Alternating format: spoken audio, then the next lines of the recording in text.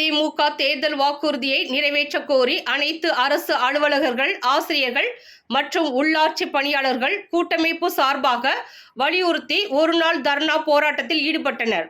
சென்னை எழும்பூர் ராஜரத்தினம் மைதானம் அருகே தமிழ்நாடு அரசு தனது தேர்தல் அறிக்கையில் கொடுத்த வாக்குறுதிகளை காலம் தாழ்த்தாமல் பங்களிப்பு ஓய்வூதிய திட்டத்தினை ரத்து செய்துவிட்டு பழைய ஓய்வூதிய திட்டத்தினை அமுல்படுத்த வேண்டும்.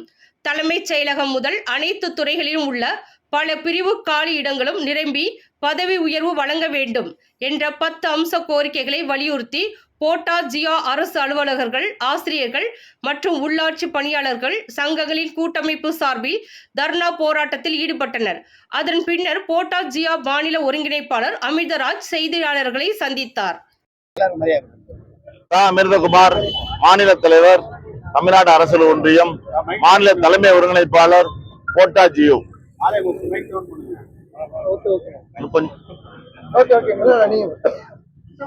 போட்டா ஜியோவின் மாநில மையத்தின் சார்பில் மாபெரும் தர்ணா போராட்டமானது இன்று சென்னையில் நடைபெற்றது.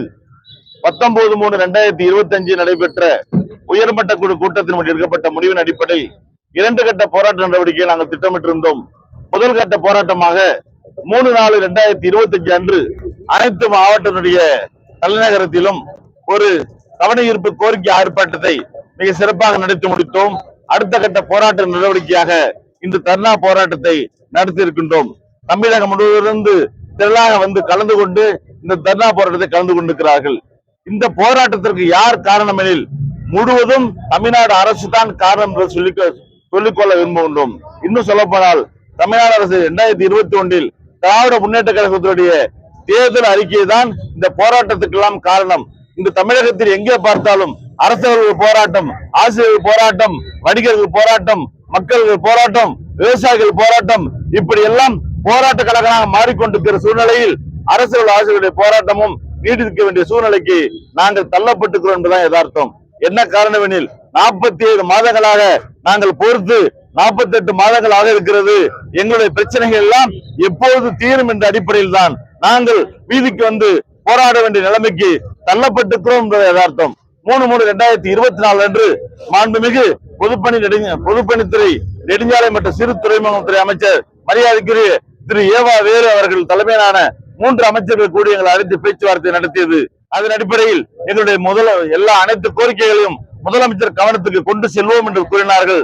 அதன் அடிப்படையில் நாங்கள் காத்திருந்தோம்.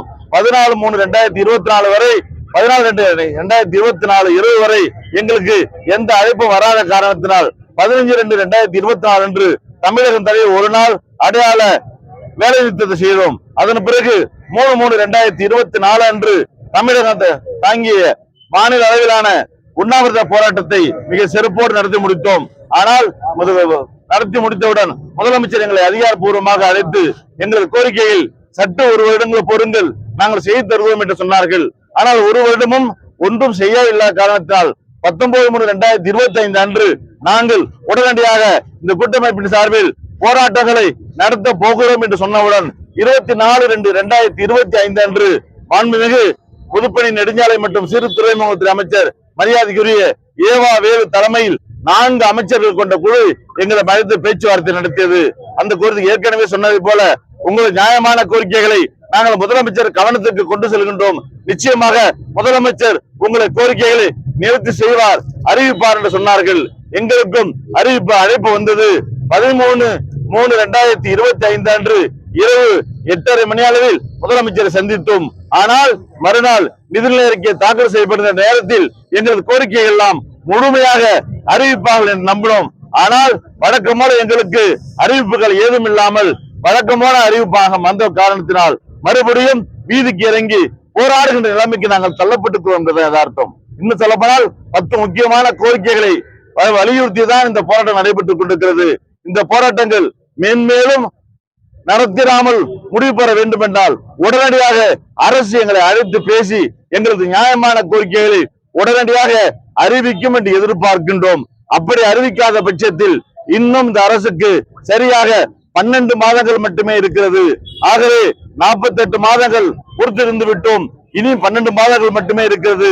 தற்போதாவது இந்த அரசு முழுமையாக உணர்ந்து, நியாயத்தை உணர்ந்து எங்களை அழைத்து பேசி எங்களை கோரிக்கைகளை சரி செய்யாவிட்டால் உடனடியாக கோட்டாட்சியரினுடைய மாநில உயர்மட்ட குழு கூட்டத்தை கூட்டி அடுத்த கட்ட போராட்ட நடவடிக்கை திட்டமிடுவோம் என்பதை நான் சொல்லிக்கொள்ள விரும்புகிறேன். குறிப்பாக 10 அம்ச கோரிக்கைகளை வலியுறுத்தி தான் இந்த தர்ணா போராட்டமாக நடைபெற்றுக் கொண்டிருக்கிறது. இன்னும் சொல்லப்போனால் 1/4/2003 பங்களிப்பு ஓய்வூதிய திட்டம் என்ற திட்டத்தை இந்தியாவிலேயே முன்மாதிரியாக முதலில் அம்மையார் ஆட்சியில் அவர்கள் அறிவித்தார்கள். மத்திய அரசு 1/1/2004 தான் அறிவித்தார்கள். அந்த பங்களிப்பு ஓய்வூதிய திட்டமானது 22 ஆண்டுகளாக கோரிக்கையை நாம் தொடர்ந்து வைத்திருந்தாலும் இன்று வரை கிணத்தில் போட்ட கல்லாக இருக்கின்ற காரணத்தினால் அது பிரதானமான கோரிக்கை பங்களிப்பு ஓய்வூதிய திட்டத்தினை முழுமையாக ரத்து செய்துவிட்டு பழைய ஓய்வூதிய திட்டத்தினை அமல்படுத்த வேண்டும் என்ற கோரிக்கையை நாங்கள் முதலில் வைப்போடு பிரதானமான கோரிக்கையை முன்வைக்கின்றோம். ஏறக்குறைய 6,14,000 அரசு ஆசிரியர்கள் இந்த பங்களிப்பு ஓய்வூதிய திட்டத்தில் பணிபுரிந்து கொண்டிருக்கிறார்கள். அவர்கள் நிலைமை எண்ணி பார்த்தால் வேதனையாக இருக்கின்ற காரணத்தினால் தொடர்ந்து இந்த கோரிக்கை நாங்கள் முன்னுரிமை அளித்து போராடி கொண்டிருக்கிறோம்.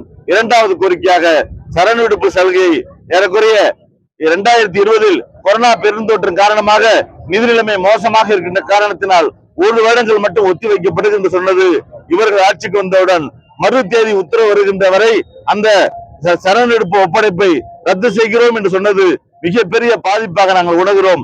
உண்மையில் அந்த அறிவிப்பு தமிழ்நாட்டில் இருக்கின்ற ஒட்டுமொத்த அரசு ஆசிரியர்கள் எல்லாம் ஏப்ரல் மே மாதங்களில் தான் அதை நாங்கள் பணமாக்கிக் கொள்வோம்.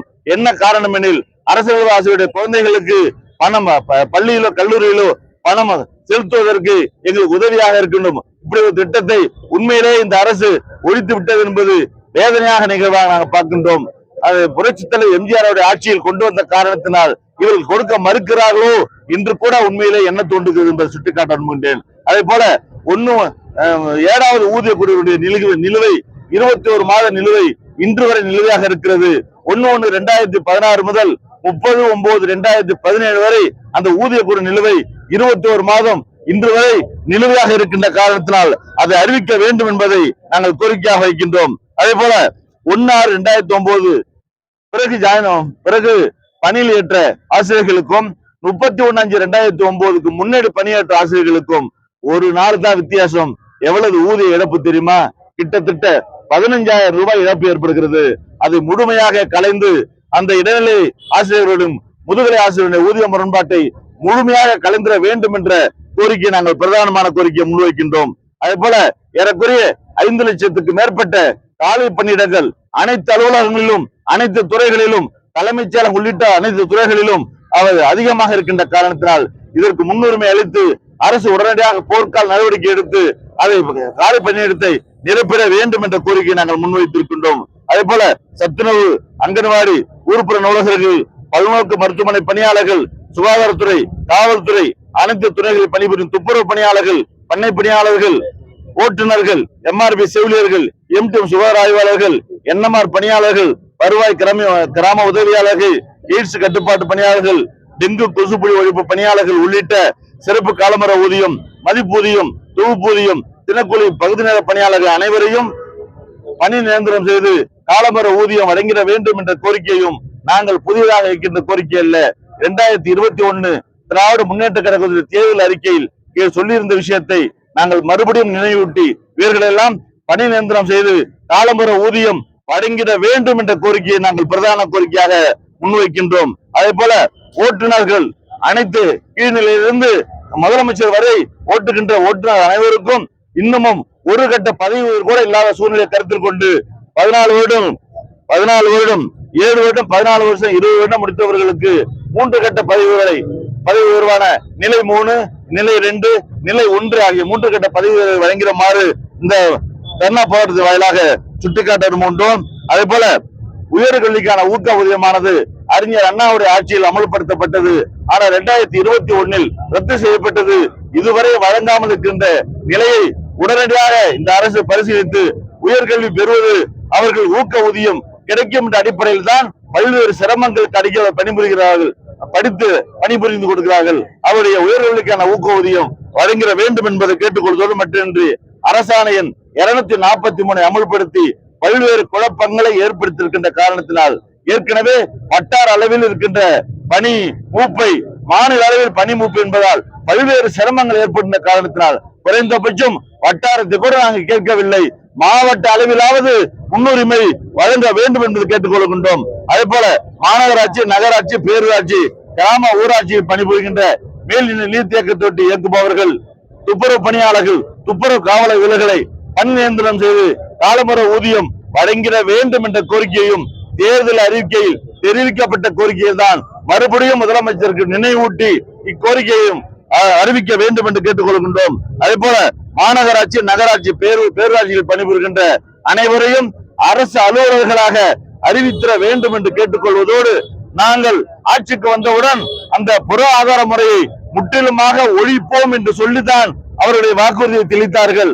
ஆனால் புற ஆதார முறையானது தற்பொழுது அனைத்து துறைகளில் ஊடுருவி கொண்டிருக்கின்ற காரணத்தினால் இந்த புற ஆதார முறை என்ற அவுட் சோர்சிங் என்ற புற ஆதார முறையை முற்றிலுமாக கைவிட வேண்டுமா இந்த போட்டாஜியுடைய மாநில சார்பில் கேட்டுக்கொள்கின்றோம்.